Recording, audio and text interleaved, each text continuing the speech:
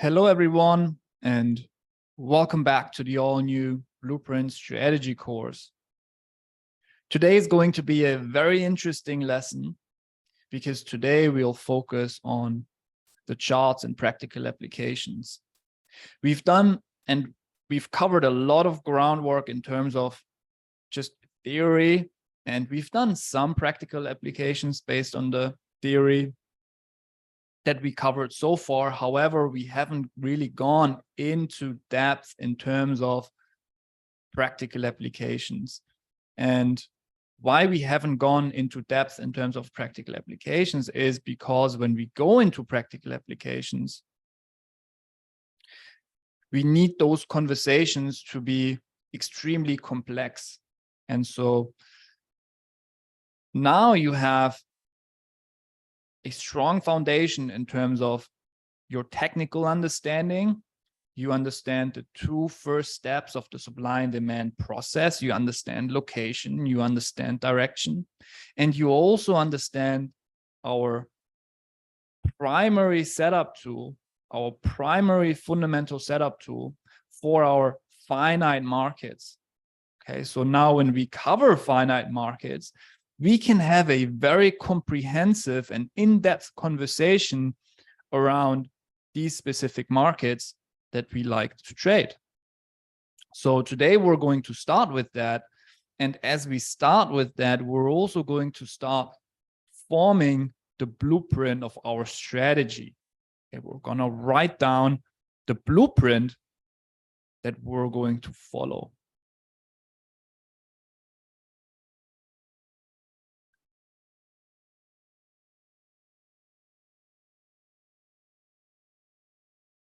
Now, what's also going to be extremely interesting is that as we go along,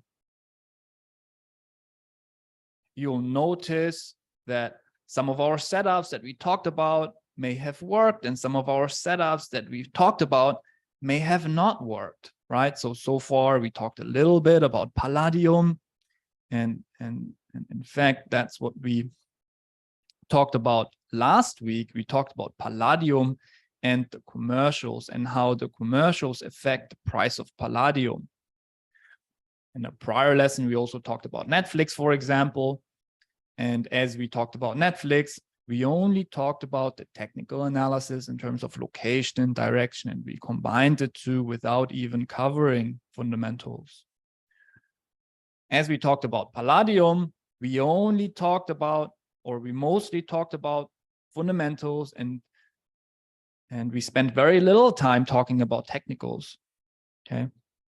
Now, today I want to cover wheat, and today I also want to cover this from a technical standpoint as well as a fundamental standpoint.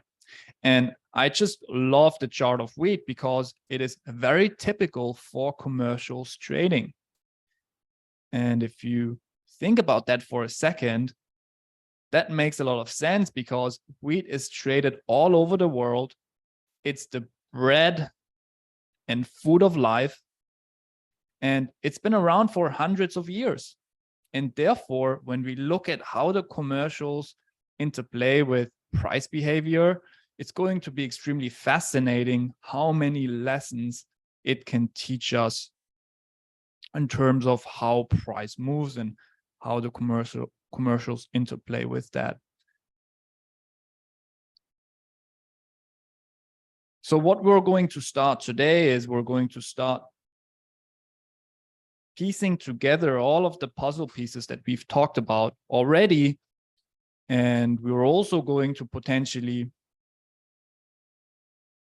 tease one or the other tool that I'll show you in the future, right? And what we're going to do today for wheat is something that you'll have to do for each and every market that you trade.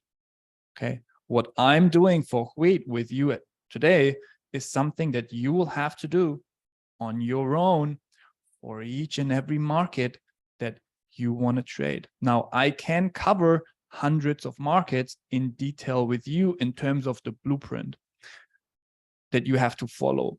However, what I can give you, I can categorize our markets into finite, infinite, and man-made commodities. And I can give you a general blueprint on what the kind of rules are that you should be watching out for and that you should follow generally, and how that may be applicable to one asset, but it's not so applicable to another asset. And then as you follow that general blueprint for our market or asset categories, then I want to show you how you then can go into a lot of detail on each and every market, and how you then can create a market-specific blueprint for the markets you love to trade. Okay, so you will follow always the same sets of rules here. When we're done today, I'm going to share this document with you so you don't have to copy the notes here. Of course, you can always write notes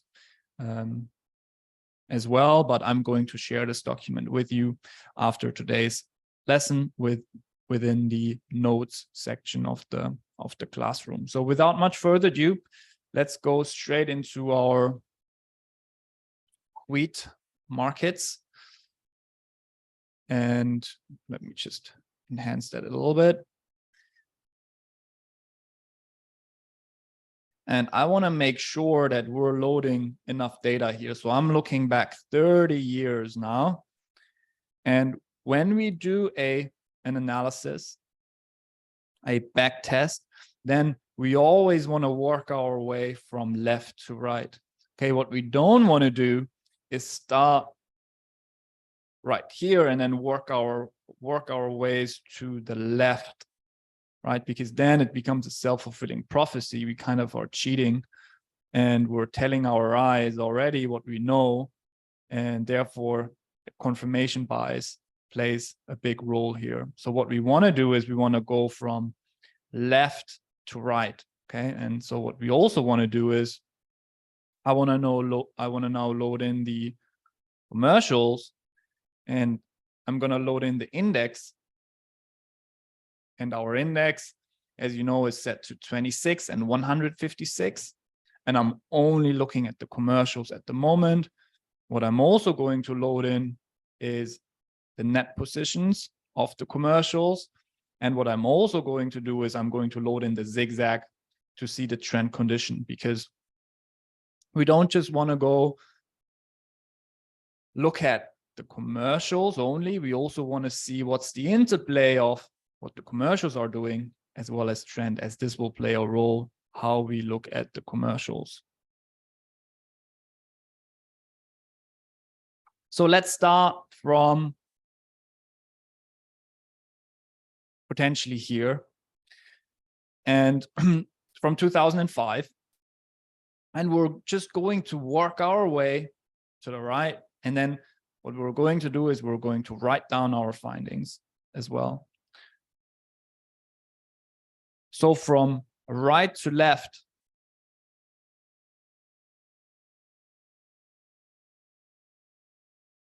if I'm going to start with analyzing price only, then what I'm seeing here is going to be a high, a low, a higher high, a higher low, and a higher high. All right, so 2 higher lows followed by 2 higher highs means that we're in an uptrend. Okay, so we now have a uptrending market condition. Now, the question is, what do we want to do if now the commercials turn bearish, right? If now the commercials, in other words, start distributing. Well, if the commercials start distributing, what do we want to do with an uptrend? We don't want to do anything, right? We don't want to do anything. There's no action here. And so what we can write down is that if we're within an uptrend and the commercials are below the red line, which is a 26-week extreme, then there's no action. So commercials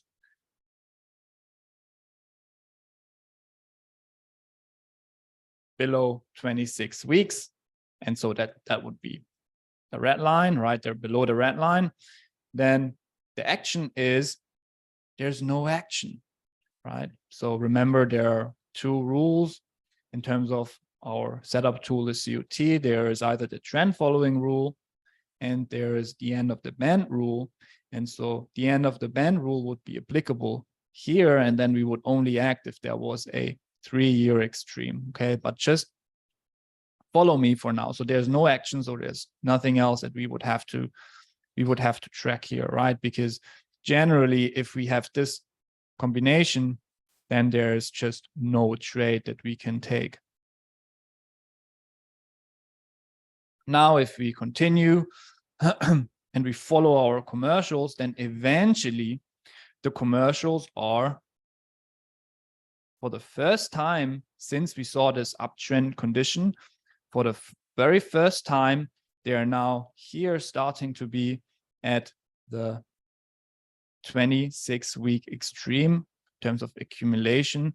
And they are, in other words, bullish here, right? So in this case, since we're still uptrending, right, and it will depend how you argue this. If you argue this as a downtrend, right, or you argue this as an overall uptrend, I think if we do it like this, this is going to serve us a better purpose, right? And then we have a higher low here, and then we know we have higher lows and we have higher lows and so on, right? So this has to be an uptrend. This cannot be a downtrend. We could call this a downtrend. However, that downtrend would be within the higher time frame correction move, right? So there you then are talking about different trends, and then the bell curve and lower time frame trends and higher time frame trends. Here we have a correction move, and within that correction move, if I'm going to draw smaller zigzags, within that correction move, I may have a downtrend on the lower time frame trend. However, that doesn't mean that within the higher time frame trend that this is a downtrend, right? This is just a correction move. So, well, as we do this automated, we could also change around the pivot points here, and that may then give us a slightly different viewpoint. However, whenever we disagree on something, we could just overwrite this as simply as that, right? And we could just overwrite this. So the zigzag tool, right, is just supposed to make our life a little bit easier. It's not supposed to take all decision making away from us. So here we said, let's overwrite this. We're at a higher low here. And if this is a higher, well, if we're still within an uptrend here, if we're still arguing an uptrend before this higher low is being formed and the commercials are accumulating, so if we are now uptrending and the commercials are above a 26 weeks high, so they are above the green line, then there is an action required. And what's the action? We're going to be buying, right? Where are we going to be buying in terms of location? Well, we're going to buy in weekly and or daily demand. When, that is something that will come into play later. Then we could also ask when. If we ask the question when, then we're asking a seasonal question. Here we would say, well, during a seasonal low, ideally we should be buying here. So now, what is our profitability and what is the accuracy here? We cannot put numbers behind that just yet. However, what we can assume already is that my profitability is going to be high and my accuracy is also going to be high. Okay, so that's just something that we're going to assume for now. However, as we do an entire back test of at least 10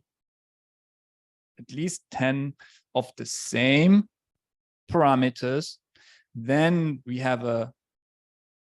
would still have a small sample size, but based on that small sample size, we could then say, for example, well, 8 out of 10 times in the past this worked, and then, well, what is my accuracy? In other words, what's my probability of success? Well, it's 8 out of 10. In that case, I have an 80% chance, if I have an uptrend and the commercials are at a 6-month extreme, that if I buy within weekly or daily demand, that I have an 80% likelihood that this trade is going to be positive. Positive by how much? Well, it depends on then the seasonality and your market timing aspect, how small is your zone, and so on and so forth. But this pillar right here and these pillars we can't yet answer, because here we just don't have the data yet to second our claim. And here I haven't shown you our seasonality tool yet, so you don't know yet. But when we ask the question when, that's when we would generally speak about seasonality. So now I know, well, uptrending, 26-week high, I want to buy, right? That's the trend following rule, and I want to buy within weekly and daily demand, and usually I should have a high accuracy and a high profitability. So if I now continue going, right, and I continue to the right, now the commercials are below the red line. What do I want to do? Well, I'm in an uptrend. I don't care whether the commercials are below the red line. I only care if the commercials are touching the yellow line, the 3-year extreme. But let's just continue to follow our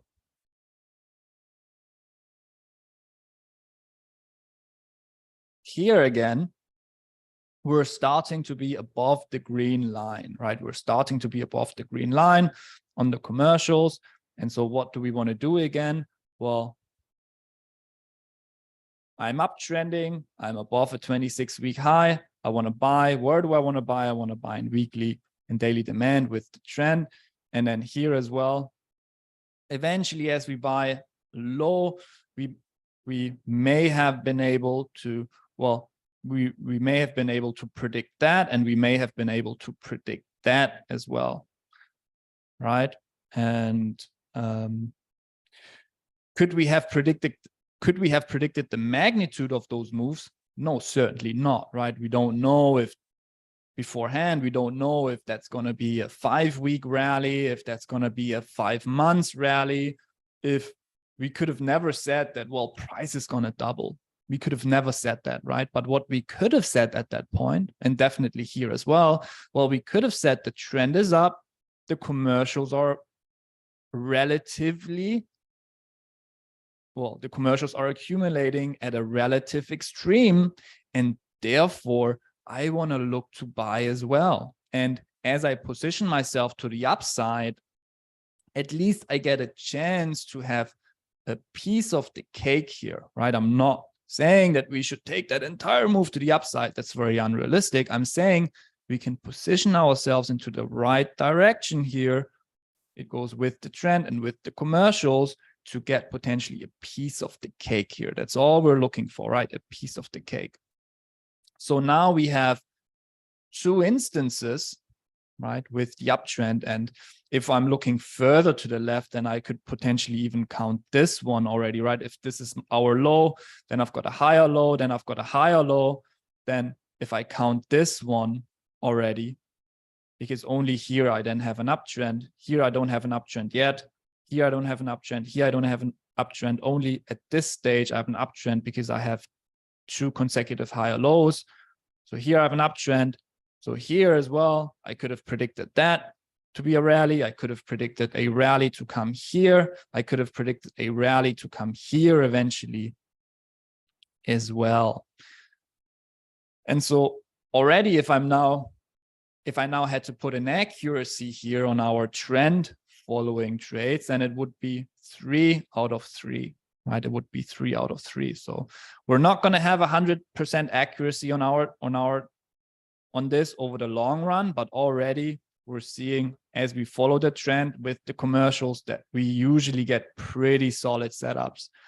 And then what's going to happen is eventually, well, first the commercials go bearish again here right below the red line. But what do? We do nothing. And so if you now test the against the trend versus bearish, then you see a clear difference between the accuracy, your probability of success, right? So now you can see, well, here it told us to sell. And yes, we could have sold for a little bit, but it's not very profitable. Price took a very long time to just move a tiny bit, but it did work, right? It did work, kind of. And then here it didn't work at all. And then here it didn't work at all. So basically we have 1 out of 3, which is only a 33% accuracy and a low profitability. While if we follow the trend and the commercials, then we have 100% accuracy and a very high profitability as well as we're trading the impulse move. So you already see, as we're backtesting just 3 years here, well, just 3 years, almost 5 years, right? From 2005 to 2008, well, 4 years. Then you can see, well, what would we rather do? Well, we would rather trade these 6 months extremes, these 26-week extremes. We would rather trade them with the trend. So this is how we come up with the rules, right? We did an extensive back test on all the markets that we traded. And then we said, well, what is the best logic behind those tools? And based on the best logic, what should be the rules around that? So you can see now already it's quite self-explanatory. Well, we only want to follow the trend here until, and now this is where it becomes interesting. Now we're still uptrending, right? But in March, on the 21st of March, 2008, for the very first time in a lot of years, our commercials touch the yellow line, which means at this point, it's a 3-year extreme. So this then, what comes into play now is our end of the band rule, right? So now we have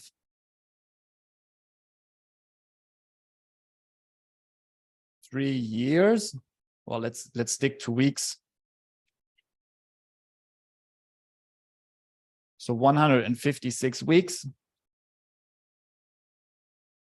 So 156 weeks, which is the lower yellow line, okay, and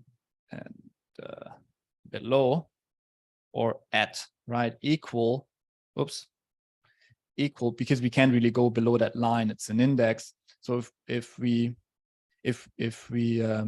basically, I need to do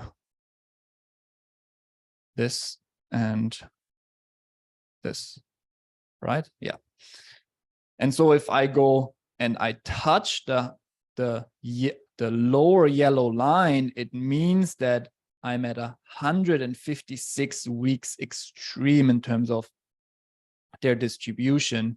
And so what is the action here? Well, that's the end of the band rule. So regardless of trend, I'm going to be selling, right? Where am I going to be selling?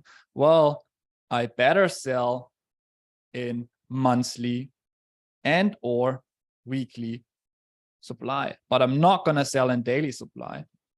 And a caveat here is as well, and that's where, again, we could add on to this skeleton of the blueprint, let's call it, right? This is only a skeleton of the blueprint.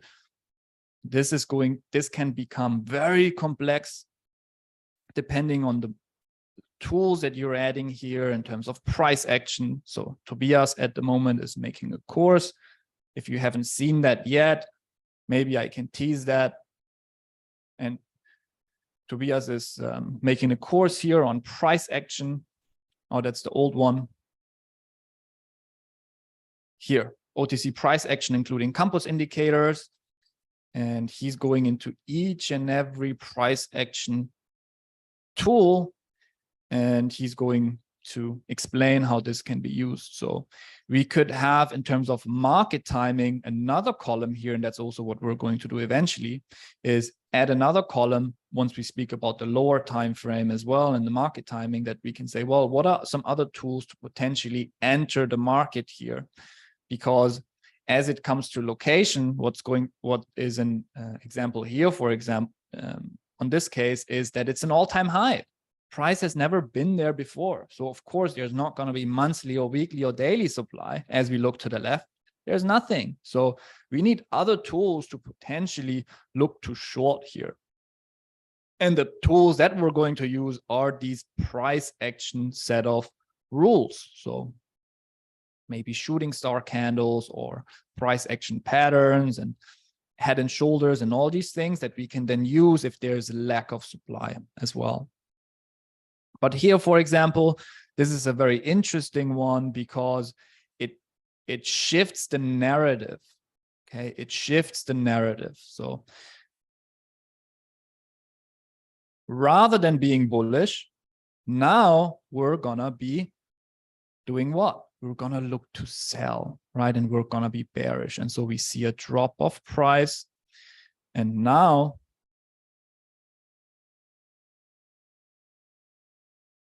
what's the profitability and the accuracy here? Well, we can't really say that yet, but if I'm going to be selling here against the trend, then my profitability is going to be very high.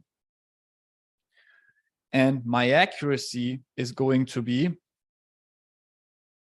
medium. While my accuracy is going to be medium, it's not going to be as high as trading with the trend because I'm predicting the end of the band. And predicting the end of the band just has to be notoriously difficult.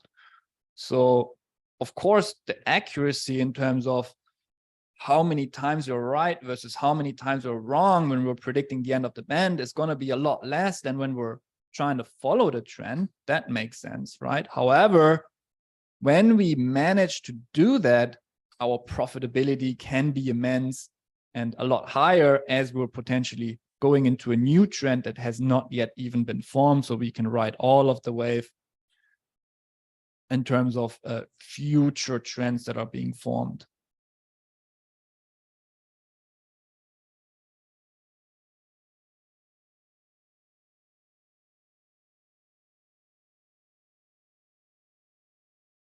So what we're doing here is anticipating the end of the band.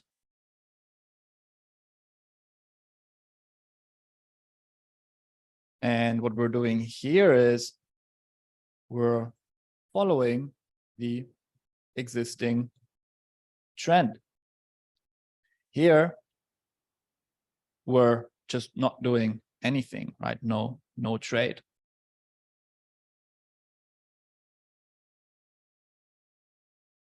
Now, what's going to be interesting next is that now the commercials are again bullish, and they're bullish right here. And that means that technically we're still within an uptrend, technically speaking, right? So I still have my higher lows.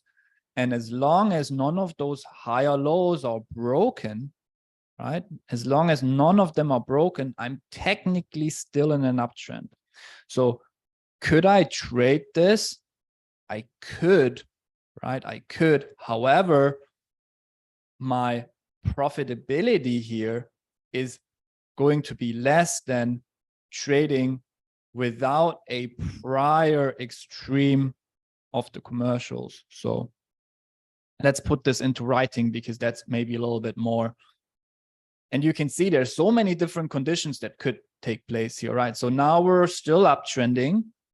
So the trend is still up, right? None of those lows have been broken. And as none of those lows have been broken, we're still in an uptrending market condition. So we're still uptrending. And now I'm again above a 26 weeks high. And that's again the green line. However, this is coming prior, post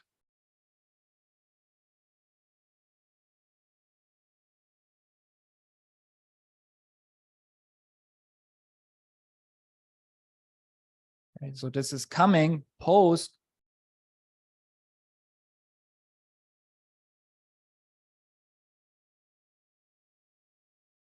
post a 26 weeks extreme. All right. So here we can still look to buy, right? We can still look to buy, and we can still look to buy within weekly and daily demand, and ideally still within a, a seasonal low and so on and so forth. However, my profitability here is rather low, and my accuracy is only going to be medium. So we kind of have to put some numbers behind these as well, but just generally speaking already, if I had an extreme before that tells me to expect the end of the band, then buying, even if I buy low in weekly and daily demand, I may buy into a changing trend trajectory. Okay, so I may buy against the impulse. And that's actually what's going to end up happening, right? We're buying, but we're buying against the impulse. So we're buying we're basically buying that turns out to be a correction. And then after that correction, we get another impulse move to the downside. So now there's something that is happening that is very tricky. And we also have to write this down into we have to put some wording around that as well. So following an extreme, what usually happens is that usually the commercials will accumulate very quickly. So they'll flip-flop very quickly, and then they'll continue to accumulate for a very long time. And this makes sense, right? Because, well, what this basically is they're not changing their minds. They're not saying, well, we anticipate a change of trend, and then all of a sudden they say, oh no, let's follow the trend. What they're saying is, well, they anticipate a change of trend, and then that's just their hedging function that comes into play.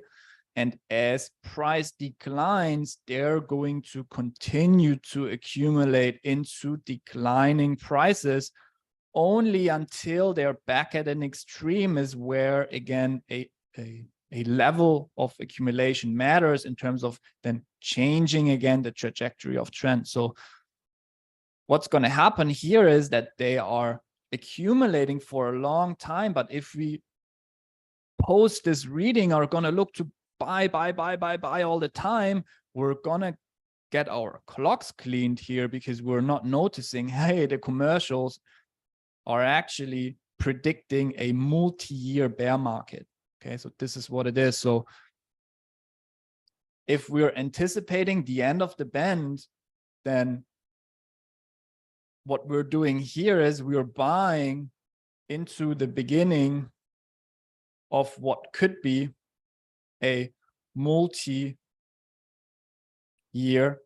bear market.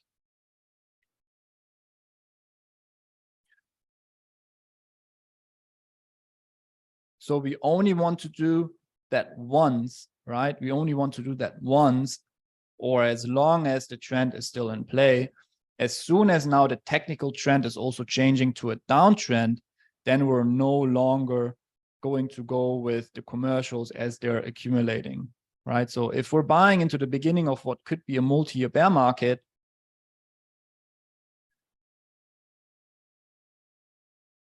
so I have to put some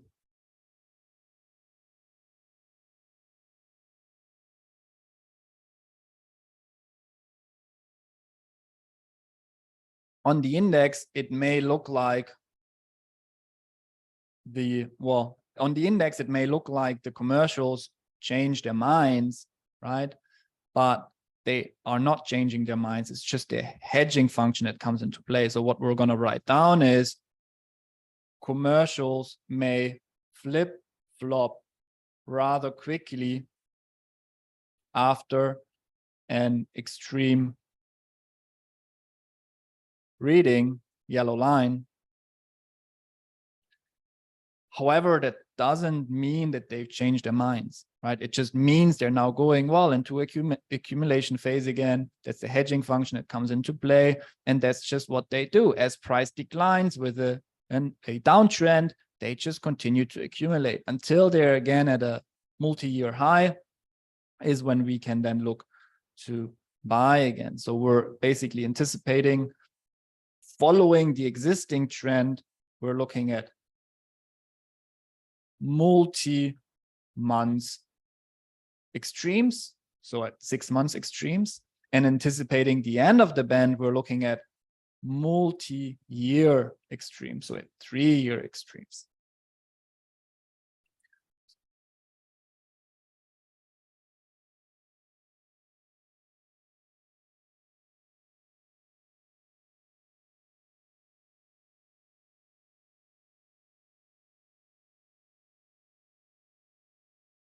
Okay, so far so good. So this one works out for a little bit, but then if we don't, if we don't catch the trend changing signs here, then eventually we're gonna jump in front of a moving train and we're gonna get our clocks cleaned as they are accumulating, right? They continue to accumulate into falling prices. That's just what they do. And then only we can speak about two extremes here. We are now down here. It's the first time we go below the red line. And at this point, if I'm going to look at my lower highs, then at this point,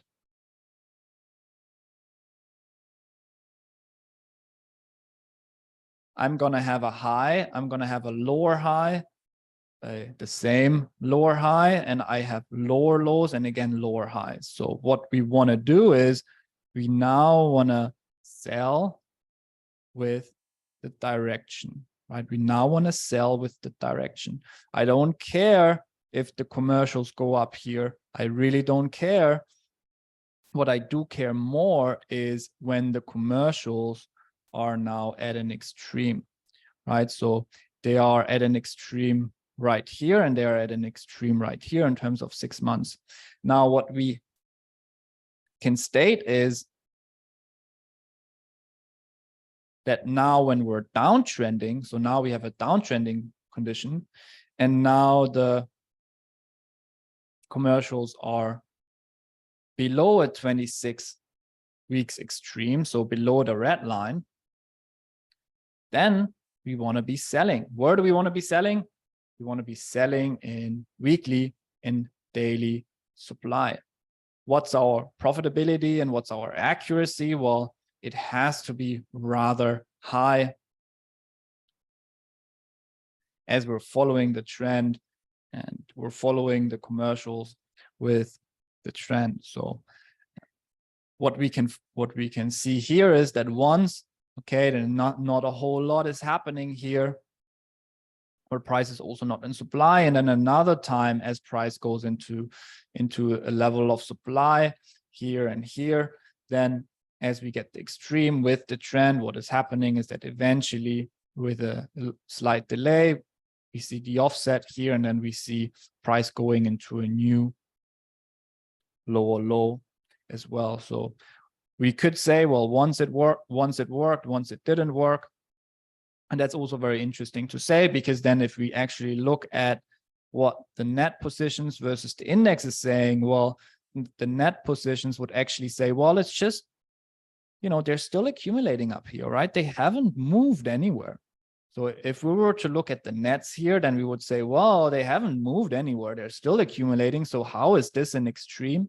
Probably not as much of an extreme as compared to here. This is where it is an extreme, because they're just as low as they were here. So, okay, this is much more of an extreme. That makes a lot more sense looking at the nets than this. But if we are just basing now if we're just going to say, well, we're going to look at our index blindly without the nets, then what we're going to have to say is, well, it worked once, and once it didn't work, even though we're not even looking at supply yet, right? So here we got a move eventually. Here we did not get a move. We first got a rally. And can we explain that, or can we not explain it? Yeah, we kind of can explain it. As we look at the nets, we see that this is not a real extreme. But as I look at the prior 6 months, yes, it is an extreme, right? But the real extreme that matters is probably this one and not these ones, right? Because if I'm comparing this to this or this, then this one really didn't matter that much, right? This one really didn't matter that much. And so this one also probably didn't matter that much. And then this one again matters because here we're as low as we're here.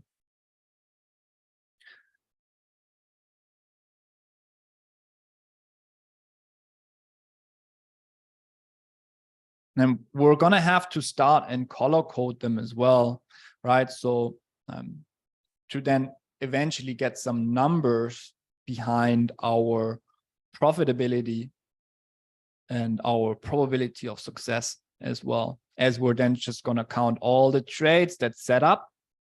And then with the trend condition and the commercials, we can count all the trades that set up. And then we're going to divide the trades that set up by the total amount of trades. And then we see how many of them would have worked and how many of them would have not worked. And then you can see your accuracy, basically your probability of success if you were to apply this further into the future. So now an interesting thing is coming up. Now the commercials are above the green line, but we're in a downtrend. What are we going to do? Well, we're certainly not going to buy against the downtrend here, right? So again, what we can write down is if we're downtrending and now the commercials are at a 26 weeks extreme in terms of above the green line, then there's no action, right? There's no action. We're not going to do anything here. We're not going to buy, we're not going to sell. So no trade.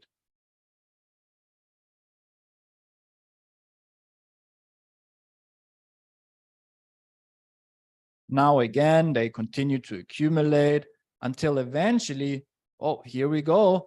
They're at an extreme here. They're at an extreme. So what can we do? Well, we can look to buy, right? We can look to buy. And where would we look to buy? Well, we would potentially then look to buy somewhere in a level of demand. And then we may have bought this for a little bit, right? So here is a 3-year extreme for the very first time. Again, this is shifting the narrative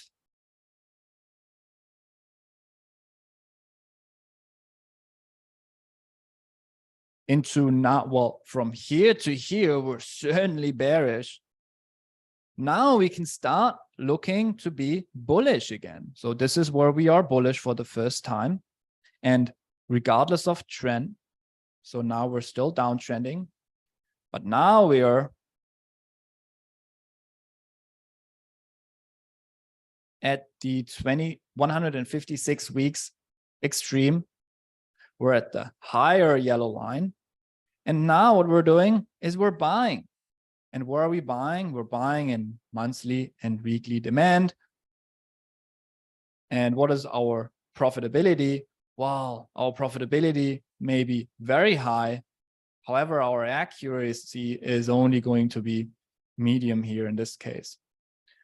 If we were to put something here, we would put low and low here, right? So obviously we don't, that's why we only look to take trades where we have a high level of accuracy and a high level of profitability. I'm not saying there's only going to be always only trades that are high and very high or medium, but what we're doing is we're leaving out the lows, right? There's also low combinations here, but we're leaving them out, right? I'm not even putting the low here. So next, we would say, well, we could buy. Now we could buy. There's 1, 2, 3, 4, 5, 6, 7, 8 weeks.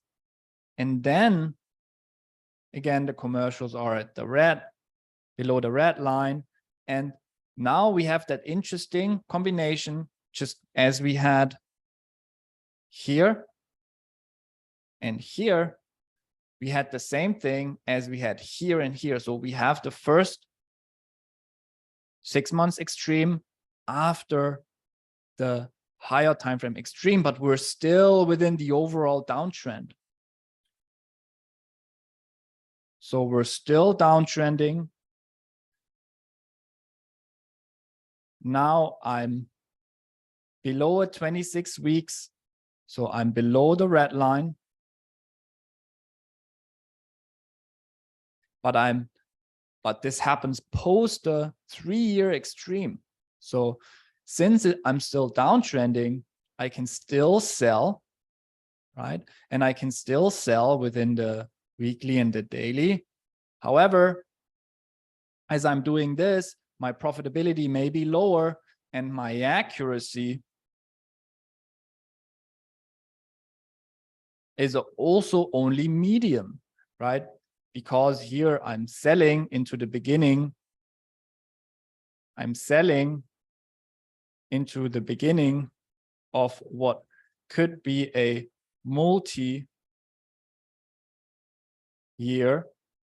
bull market.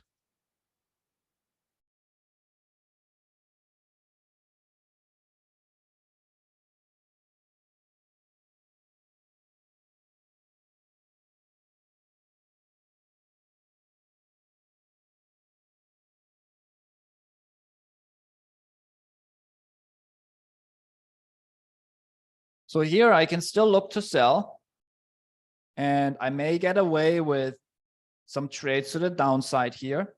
However, what's going to happen is very soon again, the commercials get up here again. Okay, so if they get up here again, that's kind of a cue for us, right? That's kind of a cue for us.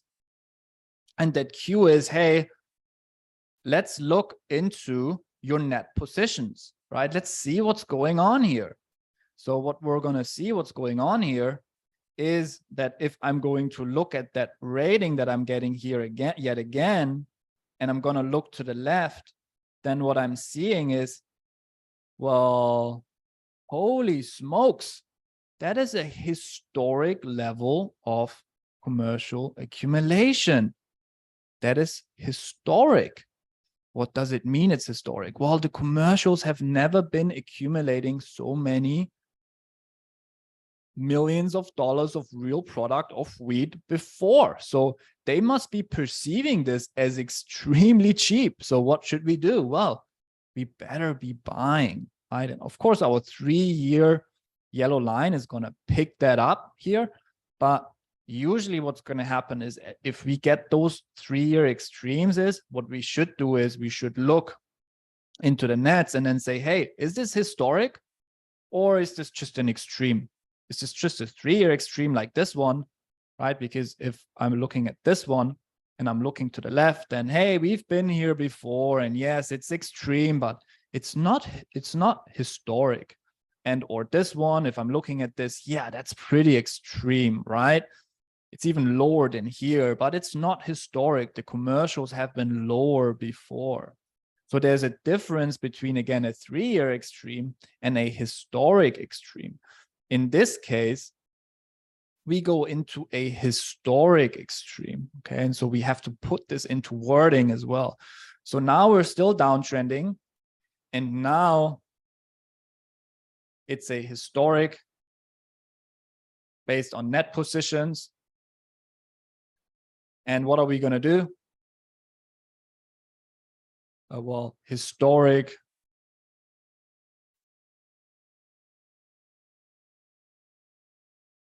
let's just put historic levels of accumulation.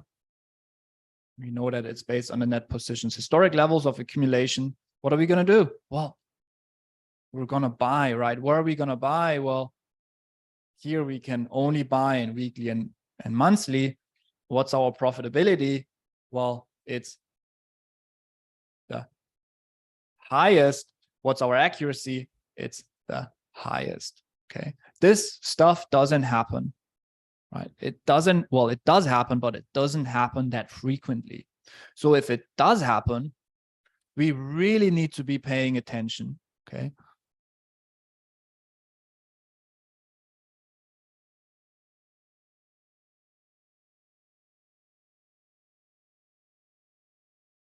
So what is very interesting to see here is that the highest and the highest comes when we buy against the trend. That is a bit odd, right? That is a bit counterintuitive to what we were always taught is, hey, we need to buy with the trend. And yes, of course, we can buy with the trend, and that's all good. There's quality setups that we can find, but the best setups historically are found when we buy with a historic level of accumulation or distribution with the retailers, with the commercials. So if I'm now going back and you can see, they can accumulate here at this all-time high here for quite some time, right? And so they're up here for quite some time. In fact, they're up here from February all the way to June and July. So for 3 months, they're up here. So we could have been looking to buy for 3 months, right? And then we may have, we still don't quite get it. We still don't quite get it. And so when we look at monthly demand, that's going to help us a lot. So these setups, they may take a lot longer to play out, but when they play out, right? When they play out, they're usually massive. And so that is again the start of a right here. That is the start of a multi-year bull market, right? That's the start of a multi-year bull market yet again.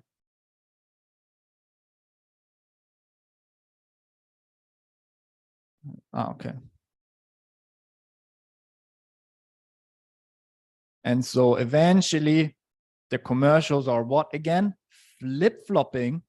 And it may seem like, hey, they've changed their minds, right? And here they even flip-flop into the other extreme, into the yellow area, right? Here they flip-flop into the yellow area. So here it would be like, whoa, they're really flip-flopping. And that's just what they do, right?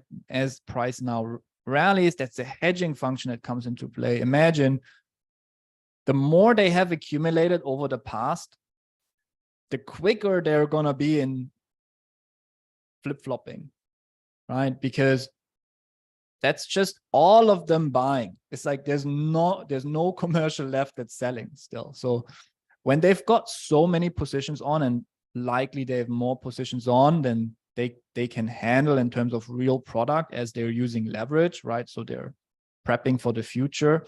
You can see they're pretty fine with, a couple of percentage points rallies.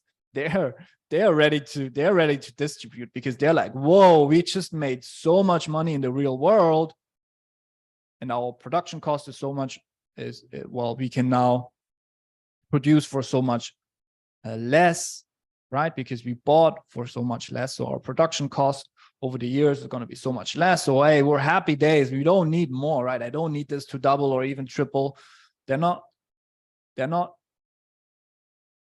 speculators, right? They want to make money in the real world. And as soon as they make money in the real world, they're like, hey, that's fine. Now we're good. Now we can distribute and sell some of our produce in the real world. So now they're at that extreme. And yes, we do get a little bit of a decline, but should we say that we would predict the end of the band here? Well, we can see we do get a little bit of a decline, but not too much. Then the commercials are almost up here again. And up here, it's like they're not yet even at an extreme. So we may have not even bought anything here. And then they're down here again. And so again, they're down here for a second time. We're like, hey, what's going on here? Right? What is happening? They're here for a second time. So the first time they're down there, I'm a bit cautious, because that's just what they do, right? They distribute and they flip-flop rather quickly. But then the second time they're there, I'm going to look at the nets. And then when you look at the nets, you're like, oh, whoa, what is this? This is a 3-year extreme, yes.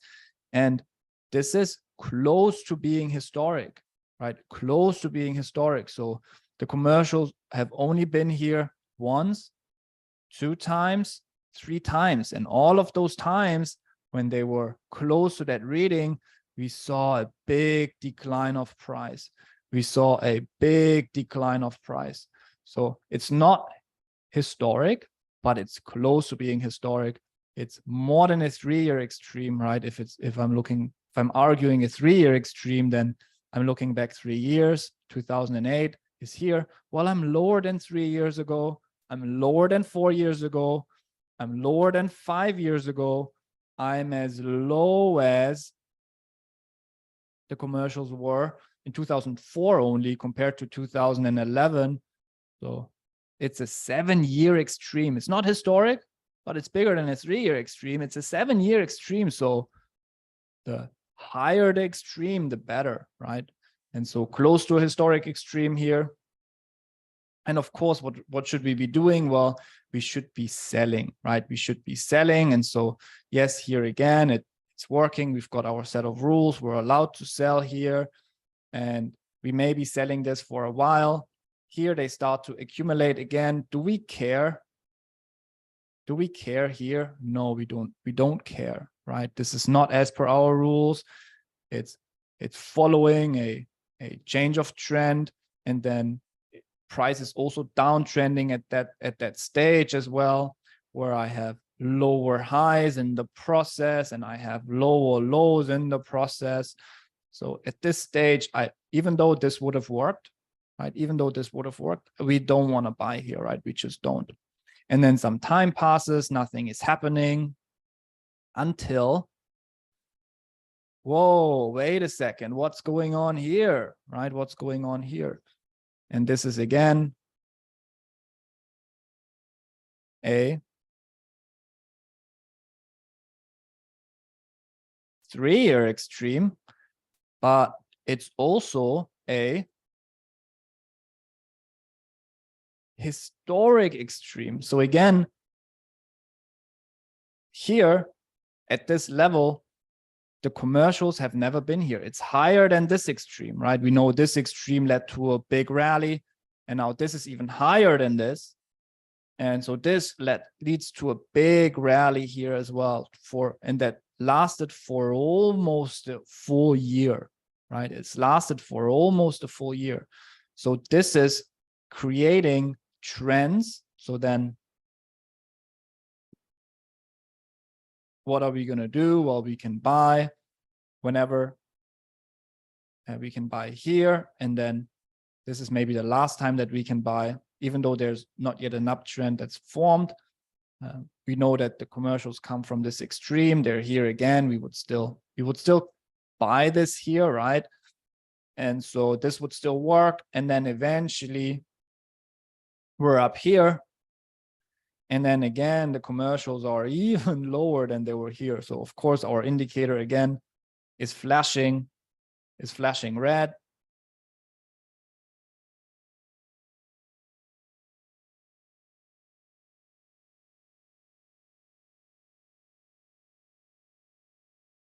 And that's now, okay, change of trend. And is this now a historic level? Well, let's see. Well, it's as low as here, and it's lower than here. So this is as historic as it gets for the commercials in terms of distributing. And if we did the exact numbers here, well, if I did the snap mode, and if I did manage to snap this into here, second.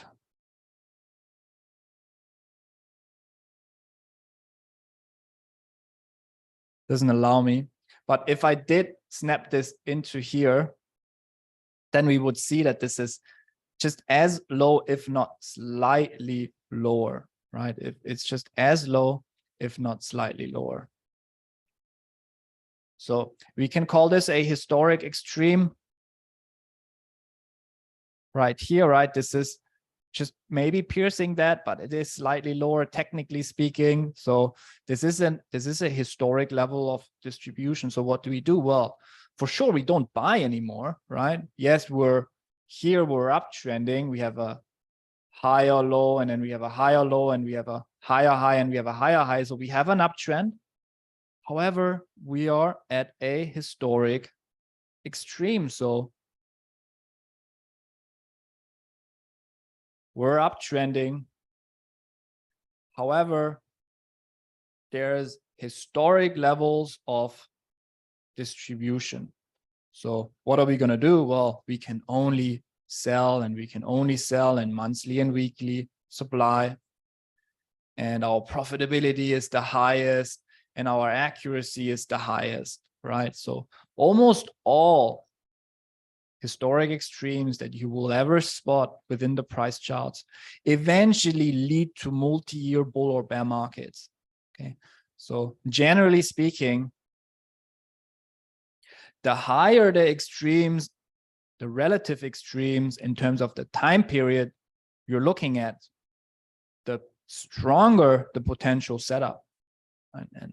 And so if you are looking at a 3-year extreme, it's better than a 6-month extreme.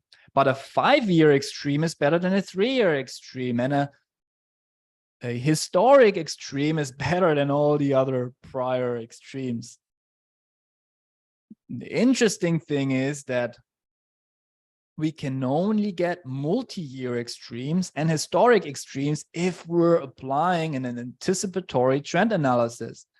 We're not trading with the trend, right? Here we're trading against the trend. So it's one of the most difficult, it's thought to be one of the most difficult applications of trading. However, if we have a few rules that allow us to do this accurately, then this is actually, and we're patiently waiting for those setups, then yes, it is still difficult, it's still complex, but all of a sudden we have so much more odds in our favor. And now this is turning out to be a multi-year bear market, big time, right? Big time multi-year bear market. So now what are we going to do for all this time? Well, for all this time, are we going to buy?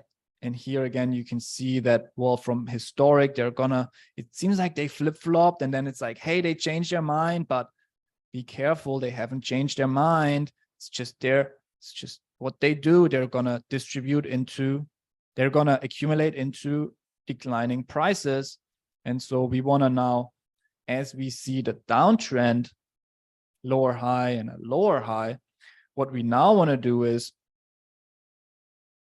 we want to sell with the downtrend, right? So we want to sell here, even though here we don't have a fully formed trend yet. Then we want to, again, sell here. And then we want to, again, sell here. And then we want to, again, sell here. And then we want to, again, sell here. And here's where it then becomes interesting again, right? As I'm skipping these ones would be saying, well, and here as well, we would have said, whoa, we're downtrending for a very long time. And what is happening is now the commercials are again at a historic level of accumulation, right? Here and here. That's historic for sure. Right, that's historic for sure. So here and here, well, our indicator would have said here and here, that's historic. And so we're like, hey, whoa, let's look to buy this. And so we may have bought this back in the day, right? We would have bought this. And then it's, well, we got a little bit of a rally, maybe, not looking at demand here even, right? But we may have gotten a 1, 2, 3, well, a couple of weeks, few months of a rally that didn't really have a big magnitude, but it did have it. We did get somewhat of a rally. And then after this, we get another level of distribution, and then we know this is still within the trend. So it's the first one up post longer term extreme, so that's also still solid, right? The first one post a longer term extreme, it's also still solid. And then we're up here again, up here, and then we can, well, we may be looking to buy again, we may be looking to buy, and here it gets very messy. Here it doesn't work at all, right? Or we are still in a downtrend, but now we look to sell, and we may sell well, it may work a little bit, but not too much. So here during this time, we can say that it gets extremely messy, right? It gets extremely messy. And then eventually the commercials go into another historic extreme. And then as they go into another historic extreme, so historic and historic, now all of a sudden, that's the start of a bull run that is not going to stop until very recently, right? That's the start. That historic extreme is the start of all of this bull run that was lasting for a very, very long time. But there was a time here where we would have said, well, this is extremely messy, right? Well, we can go with the trend. That still worked kind of, but it started working less and less and less. And buying didn't quite work with the historic extreme here. It worked a little bit, but not so much.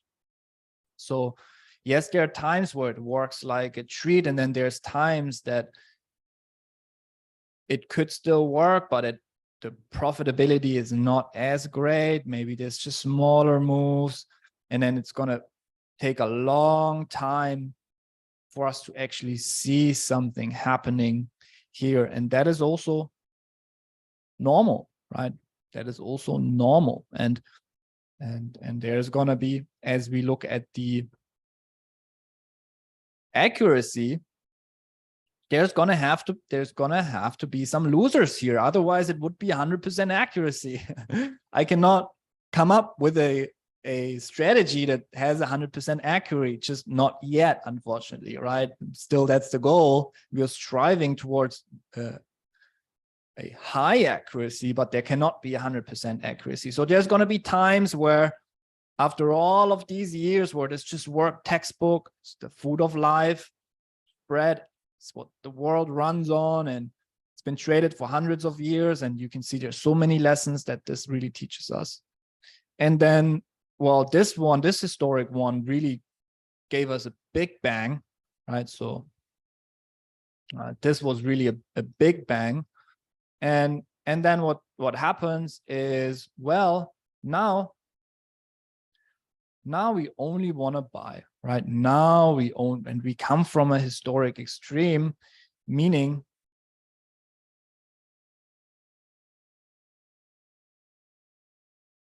that I expect the commercials to flip-flop, right? I expect the commercials to flip-flop. Here they flip-flopped crazy, and that flip-flopping also was very textbook in terms of, well, it flip-flopped, and then we also got a nice sell here.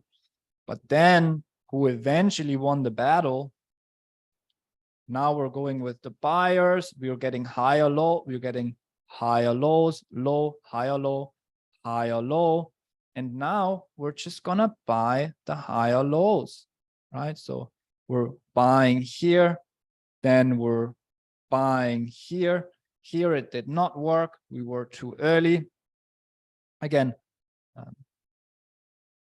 this is preceding an extreme reading. So if it's preceding an extreme reading, we always have to be a little bit more cautious, right? So if this is happening post an extreme, we have to be slightly more cautious, right? And here we could even have argued, well, here we have to be really cautious. And here we even have to look to sell, because that again is a historic, at that point, it's a historic reading of the commercials, right? And so that historic reading of the commercials led to a 2018 all the way to 2019. So for a full year, prices just went down, and it also went into a downtrend, right? So historic reading, prices went down, and then eventually prices picked up again. And so we could now continue to put in those lines. So here it didn't work, right? Because it was also, well, it worked for a little bit here, bounce with the trend, but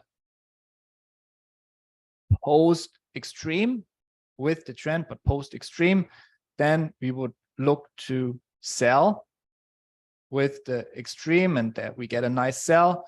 And then eventually what we see is, as we look at the trend shifting to the upside, eventually what we see is that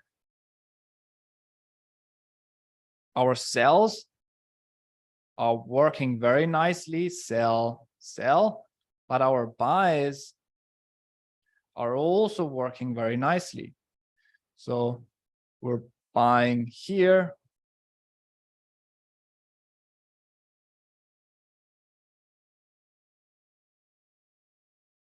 We're buying here, we're buying here, here, and here. And as long as we get those higher lows, we can look to buy, right? We're buying, we're buying, we're buying, we are buying, boom. And we're not selling, right? We're not selling here. There's no way we're ever going to sell here, unfortunately.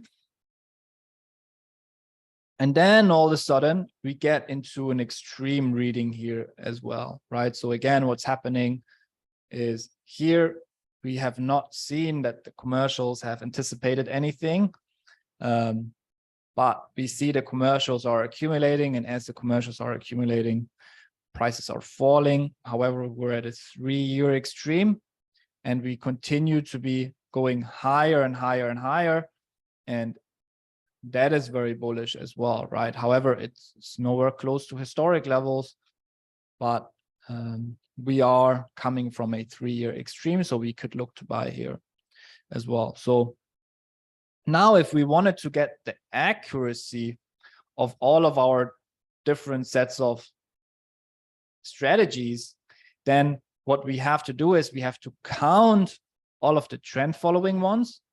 We have to count how many times it's working, how many times it's not working on the trend following. And then we have to count the 3-year extremes. And then on the 3-year extremes, we have to count how many times it's working, how many times it's not working. And then on the historic extremes, they can be part of the 3-year extremes, or we could see them separately.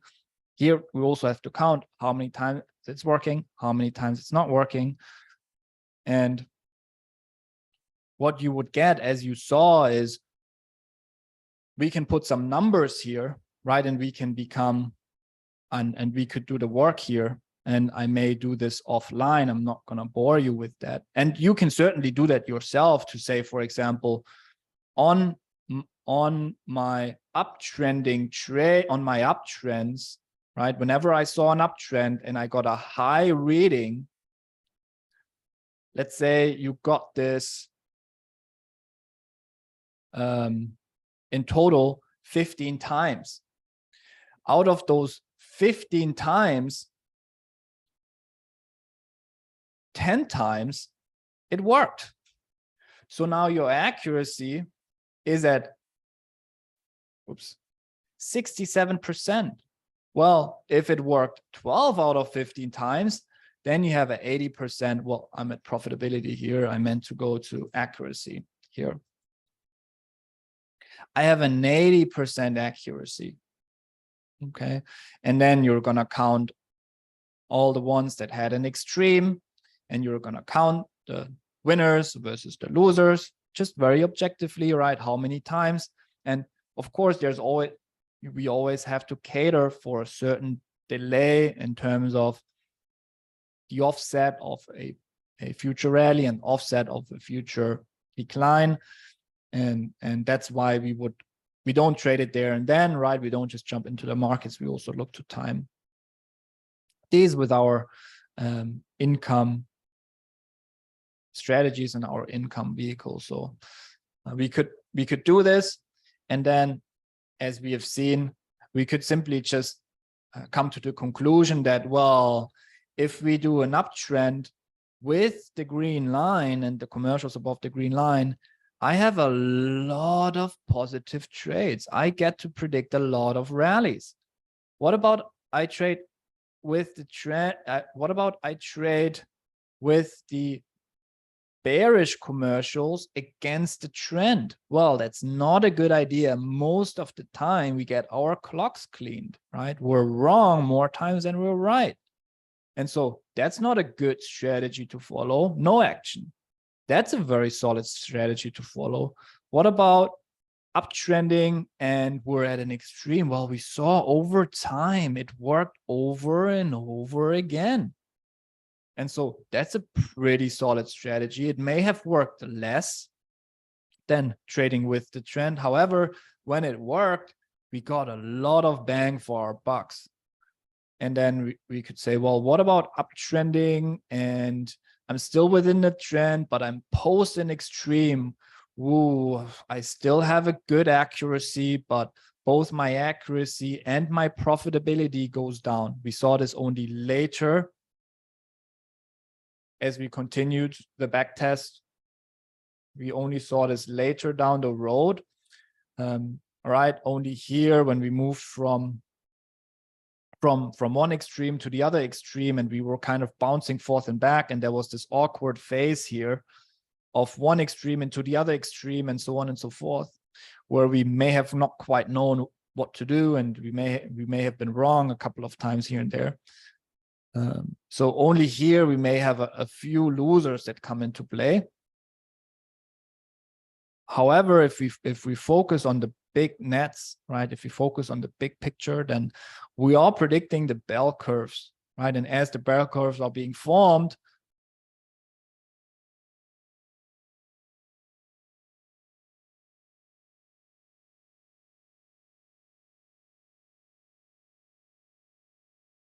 as our bell curves are being formed slowly but surely, and that's the entire goal of this indicator, is it's supposed to do both. It's supposed to tell you, well, where is potentially the end of the bend, right? Here we were too early, and then if you're looking at the nets, then they've been up here for a very long time, so that's the end of the bend. And as the trend is down, you can see that also their levels of distribution, right? Their levels of distribution, they work very well. And then as the trend changes into an uptrend, then what is an extreme? And that's very important. What is an extreme here is not, it wasn't extreme here, but here it was a sell signal. Here it's a buy signal. So a big lesson here is that the commercials, what they do, it's always relative to what's happening right now in this market. So what it's relative to the trend condition, and it's relative to where have they come from. Okay, so what we usually see is that with rallying prices, the commercials will distribute. And so what is a high level of accumulation? They will always go lower and lower and lower until they then change, they go up, and as they go up, price goes down, right? And so vice versa as well. If the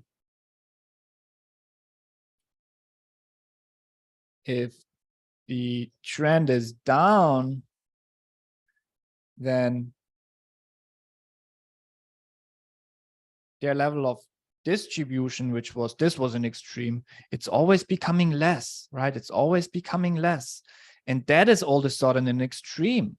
Even though, how is that an extreme if that was an extreme? Well, the trend condition is still down, right? So their extremes are going to be less and less extreme until then they at some point have accumulated so much over a long period of time. And this can happen very quickly, like it did here, right? This can be a very quick process until we get a big rally. And then this can be a very quick process until we get a big rally. or this can take a lot of time until something happens. Usually, that's something that I've observed, is it depends on the context of where we're coming from. So if we had been in a 5 or 6 or 7 year downtrend, that downtrend is gonna take a lot of strength, a lot of buying power, a lot of accumulation, a lot of orders for that downtrend, for that 5 or 6 or 7 year downtrend to eventually shift into an uptrend, right? So it's not going to happen from one day to another. While if we're more in a context kind of maybe a sideways or not a longer term downtrend, but maybe less time spent in a downtrend, then it can be a lot quicker that these extremes then start to matter. And so what we can all do in our downtime, and maybe you can do that, is you can count. For example, here, if we were just counting that downtrend and we were saying, well, how many of those were working? Well, once it worked, twice, 3 times, 4 times, 5 times, 6 times, it worked a little bit.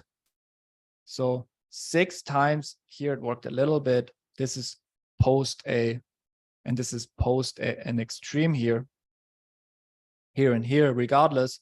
With that trend, 1, 2, 3, 4, 5, and then this we can say it didn't work. So we had this 6 times and 5 times it worked, and then 6 times, 5 times it worked, 1 time it did not work, right? What about the trend following here on this side? Well, we had once it worked, twice, 3 times it worked. And then here it even worked for the first time, even though we predict the end.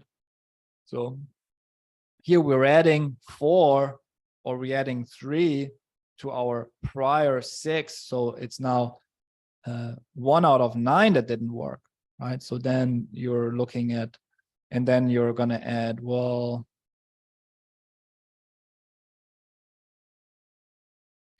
you're going to add this. What about this uptrend here? Well, when do I see I'm in an uptrend? Kind of here, I see I'm in an uptrend. 1 higher low, 1 higher low. And then it worked. 1, 2, 3, 4. And then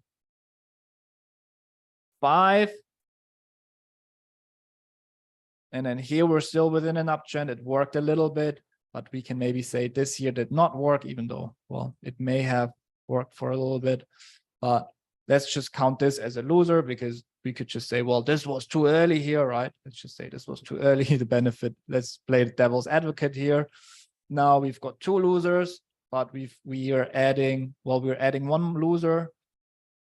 And so we've got 2 losers in total, and we're adding 1, 2, 3, 4, 5.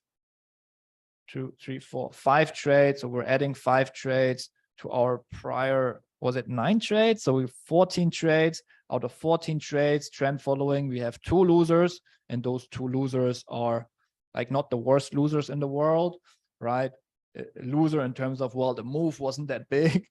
And so 12 out of 14.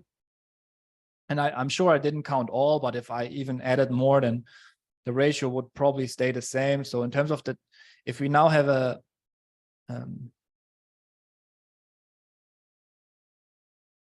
if we now are basically slicing those up into just trend following, and we're going to do the math on that.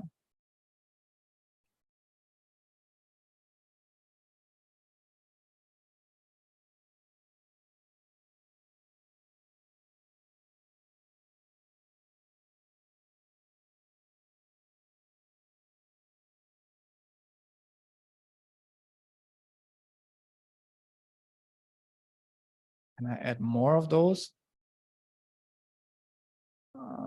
Anyways, if I'm just gonna now make a summary here, right?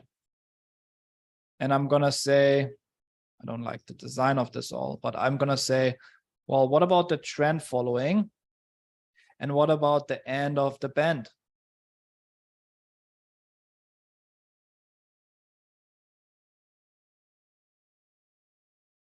then my trend following, as we just said, had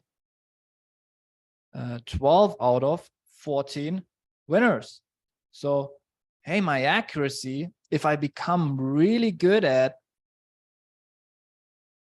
timing the markets in terms of the location and adding maybe seasonality to that as well, I'm not going to win all the time. But if I follow this strictly, religiously, then applying this to the future on wheat, okay? On wheat means that I've got an 86% success rate. The end of the band, including historic, I could then count, well, these are now the colorful big lines, and there were some more. This one, there was some more here that worked, and there were some here that did not work. So that's one that did not work, not yet anyways, and then one that did work here, and then one that worked, so two. Here, one that did not work. Okay, so one didn't work. Well, it worked for a little bit. So one didn't work, two didn't work. And then here we said two worked. So it's 2 out of 2 at the moment.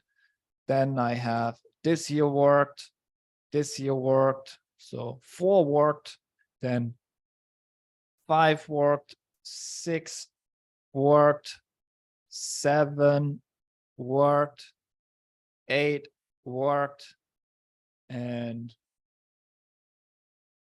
so 8 worked. What did we say? 2 didn't work, or was it 3 that didn't work? I'm not sure. So 10 trades in total, and 2 didn't work. And maybe I'm now right. This is now just I'm not counting very scientifically, but just to get a ballpark figure and to tell you how this could be done. This now has an 80% accuracy. So, hey, that also makes kind of sense, right? What did we say about the 156 weeks? We said that, well, the accuracy is going to be lower than following the trend. But of course, since it's a bigger extreme, the moves that we're getting out on average should also be bigger. Okay, so the profitability, the magnitude of the move is bigger on the 156 versus the 26. However, my accuracy goes down. So it has to be the case, right? Because it's just more difficult to find the end of the band than to follow the trend. Okay. But it's still medium, 80%. It's still pretty solid. Still pretty solid. And of course, if I'm going to go into a historic one, because I also have a lower sample size, I may get a scenario where it's slightly misleading in terms of the numbers that you get, just because the sample size is not high enough. So what I like to do is the historic ones, I just put into the end of the band versions, so we have 2 versions that were really testing, and even with our post extremes, right? This is something that we have to be aware of when doing the analysis. And these are all the different conditions. You know, there's 1, 2, 3, 4, 5 different commercial versus direction conditions. And depending on that, there's going to be, you have a variable profitability and a variable accuracy. But as we cluster them together into 2 strategies, the trend following one and the end of the band one, which is basically the trend following, the green and the red line, and the end of the band, the yellow lines, and then also double checking with historic extremes here. If we just cluster all of those trades together, then what's going to happen is, on the example of wheat, we are seeing a very high accuracy. Okay. Now, I can cluster together all of my finite markets, and I can give you this blueprint, right? And these rules. And this is now just a skeleton of the overall blueprint that we're going to operate on. So we're going to add the retailers here. We're going to add the seasonality here. And we're going to have to add market timing as well. But then eventually,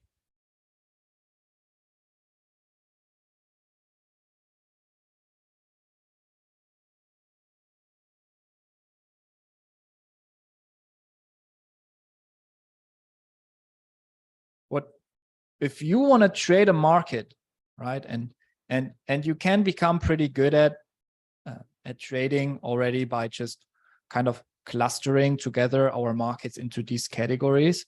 But if you want to really become an expert at a market, then you have to do this kind of analysis that we just spent together 1 hour and 40 minutes on. And you have to do this for gold, you have to do this for silver, you have to do this for palladium, you have to do this for wheat, and then when we go into our infinite markets and you want to trade the Nasdaq, we're doing the valuation for Nasdaq, the valuation for the S&P, the valuation for the Dow, and then how about Apple, how about Amazon? And what I hear a lot from people is that the more they're trading a certain market, they're like, well, I always say I don't like Forex.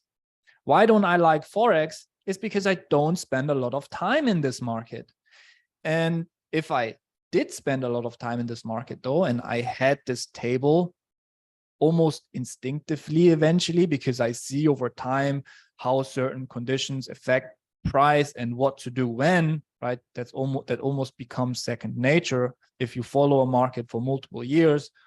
Like Toby, for example, who's been following Forex for years nonstop. Of course, for him, it's like, hey, when I talk to him, he's like, Jan, what are you talking about? Forex is so easy to trade. And of course, for him, it's easy because he's got this blueprint set out instinctively. He may have not written it down like that, but he has it in his gut feeling. Well, if we speak about gut feeling, we speak about experience, right? He's got a blueprint for the Forex markets, and not everything that works here for wheat is going to work for Forex the same way. So the more time you spend on a certain market, the better you understand it, and then the better you will trade it as well. And then I, for example, also know traders here also in the room that love agriculture markets, and they love agriculture markets. Like, okay, how much time do you spend in agriculture markets versus other markets, right? And then it's, well, I spent most of my time in agriculture markets. Well, of course, you're going to have a preference because you spend a lot of time in these markets. And I just like futures markets. I just like stocks. And I like to trade Google, and I like to trade Amazon, and I like to trade Apple, and I like to trade Nasdaq. But that's what I look at every day, every week, every month.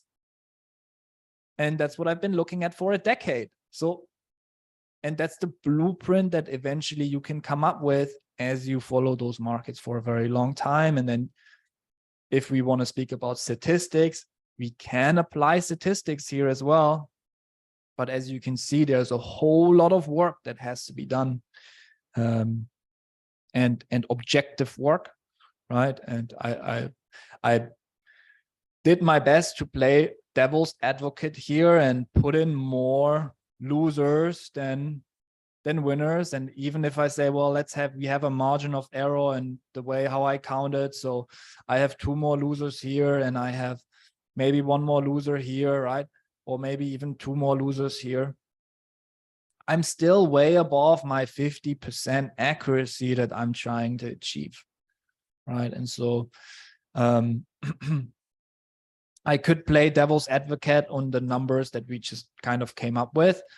But either way, they're really solid numbers for wheat. And it doesn't mean that another market is going to be exactly the same way. And then what you're gonna, well, this is something that we could put here, right? So if we're gonna say, well, I think if we were calculating the accuracy on those trades, and the profitability on those trades where we trade against the trend with only a monthly extreme, then that's going to be very low. And then here we could say, whenever we follow the trend or profitability, we don't have a way to measure that. Now, what would be very interesting, and that's gonna be the next that's going to be the next campus tool, is that's where AI is going to come into play, is the table that I'm looking at all of our tools, and then having a smart software that looks at all of those combination, uptrending, the kind of commercial extreme, the kind of location, the kind of seasonality, and then seeing what the downside is versus the upside, what's the time of the rally, what's the average rally time, what's the average decline time, what's the drawdown, what's the upside in terms of the magnitude of the move in terms of percentage gains or potential percentage losses. And then also a tool that learns on its own, that with time is going to say, well, oh, this didn't work. Why did it not work? What were some of the criteria or parameters that were or were not in place that either a trade worked or didn't work? So with all of the tools that we have, so it's kind of a hybrid artificial intelligence, right? I'll call it hybrid artificial intelligence because the computer tells us what to do. However, we as the human interface are sitting still in front of the screen, and based on the readings and based on our back test that we did and based on the past performance, we're going to predict the future. However, if we develop a very smart machine that thinks exactly the way how we think, that may have a lot of potential, right? A lot of potential. And that's kind of the next level, but that's an investment so large in time and capital that, we push this down the road a bit, but that is the future goal, if you will, if you look at all of the indicators, software and strategies that we've developed so far, is eventually we need a AI that's going to do all of this work that I've just done manually with you for us. And that's then going to say, in terms of profitability, in terms of max drawdown, average drawdown, in terms of max gains and average gains, in terms of how many times did we get a winner after a certain period of time, looking at maybe 6 months or looking at a year, a period of a year, and playing around with that. And ideally the computer knowing then eventually what kind of time period it has to use. What's the average win to loss ratio if you follow just simple things like following the trend and then whatever the commercials are doing. But then it gets so complex, right? I'm saying this is a skeleton. I'm introducing the blueprint here because as we do this on the skeleton, it's not yet that complex. So the back test becomes very easy. We're not yet looking at the retailers and how the retailers may or may not increase our accuracy. Because if the retailers are on the opposite side of the trade, I'm like, hey, well, in reality, if the retailers on the opposite side of the trade, I should have a better accuracy here, right? So we can test that as well. And then we can test, well, during what times is it best to have the commercials bullish, right? And where do I get the biggest moves? And then where do I get a variance in terms of profitability? So this can be, the blueprint can be very complex. But what I have to do in favor of saving time, in favor of making it, well, simplifying the approach, is I have to categorize the assets that we trade, and I have to categorize when we use which kind of tool. However, I also want to show you that when you want to become an expert at a certain market, this is the approach that you're going to follow. You're going to create a blueprint for each and every market using all of the tools that we have, and then applying an objective backtest from left to right, not from right to left. And as we do that, I'm going to show you later on, this is going to be important when we talk about, this is now the last point that I'm mentioning for today. When we talk about when seasonality, it's going to be important to base the seasonality backtest based on our true seasonality tool. And that is where we have a big advantage in the game, because our true seasonality is true because it's recalculated every single day, every single week, every single month, based on the most relevant data points.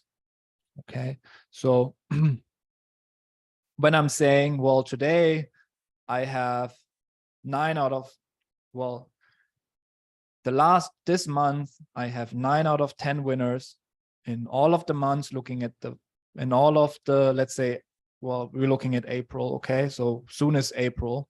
So in April, 9 out of 10 years in the past have been bullish for wheat. Just saying this now randomly. Okay, now this may be true, but now applying a 90% accuracy on this is quite misleading, because that would say that you had a time machine back then and you could have seen the seasonality that bakes in past data and spits out a future result. You would have said, well, I have a time machine, and 9 years ago, I would have known that it's already a 9 out of 10. While 9 years ago, looking at the data 10 years prior to that, things may have been very different. And the seasonal pattern that you will see that the true seasonal indicator comes up with is going to be very different. So basing the decisions always on the true seasonality as we backtest, and not on the future true seasonality, is going to be very important when we do the when backtesting. But I may be getting slightly ahead of myself here as we talk about seasonality. However, as you can see, this can become as complex as we want it to. We spent now 2 hours on this, and in my opinion, this is a skeleton of a blueprint, right? We haven't even talked about market timing. We haven't talked about the retailers. We haven't talked about seasonality. We haven't talked about the lower time frames. And we only talked about wheat, which is a market that can be categorized as a finite market. We haven't talked about infinite markets. We haven't talked about man-made commodities. So we've got lots to do still, and there's going to be many more sessions to come. So at this point, I would end the sessions. You guys can stay online and ask questions. If not, thanks for staying around, watching until the end. Happy and safe trading, and ciao.